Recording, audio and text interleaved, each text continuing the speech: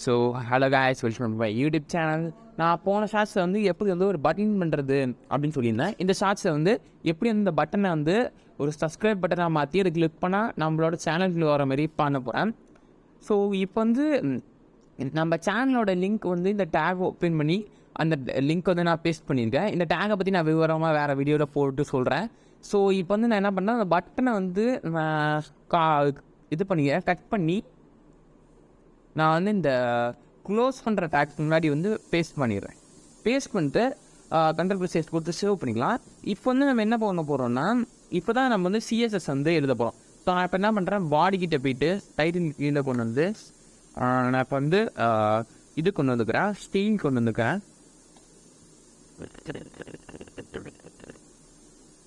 Steel கொண்டு வந்து இங்கே இருக்க சீரீஸ்லாம் கேன்சல் பண்ணிட்டு நான் இது விட்டு ஸ்பேஸ் விட்டு இப்போ வந்து நான் பட்டனை கால் பண்ணுறேன். நம்ம எதுக்கு வந்து சிஎஸ்எஸ் பண்ண போகிறோம் அப்படின்றதுக்கு முதல்ல கால் பண்ணிக்கிறோம். கால் பண்ணிட்டு நம்ம greater than smaller than simple use பண்ணுற மாதிரி இங்கே பிரேசஸ் யூஸ் பண்ணோம். பிரேசஸ் யூஸ் பண்ணிட்டு நம்ம கொஞ்சம் இது விட்றேன்.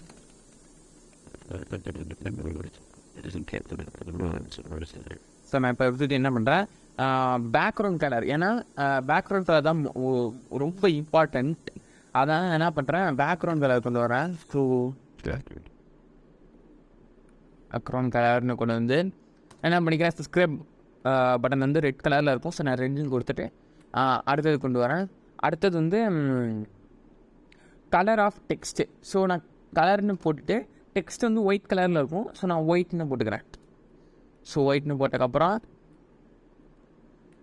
அடுத்தது வந்து நம்ம என்ன பண்ணுவோம், அடுத்தது பார்டர் வந்து எப்படி இருக்கும்னா, நம்ம வந்து ஒரு நார்மலாக HTML வந்து ஒரு பட்டன் ரெடி பண்ணுவோம்னா பார்டர் வந்து பிளாக் கலரில் இருக்கும். ஸோ இதுக்கு வந்து நான் சப்ஸ்கிரைப் பட்டனுக்கு பார்டர் இருக்காது. ஸோ நான் நன்னு கொடுத்துக்கிறேன். ஸோ நன்னு கொடுத்ததுக்கப்புறம் நான் என்ன பண்ணுறேன், அடுத்தது கொண்டு வரேன். அடுத்தது வந்து ஹைட் வந்து நம்ம எவ்வளோ வச்சுக்கலாம்னா, ஹைட் வந்து ஒரு 36 வச்சுக்கலாம். 36 பிக்சல் வச்சுக்கலாம். 36 பிக்சல் வச்சுட்டு அடுத்து வந்து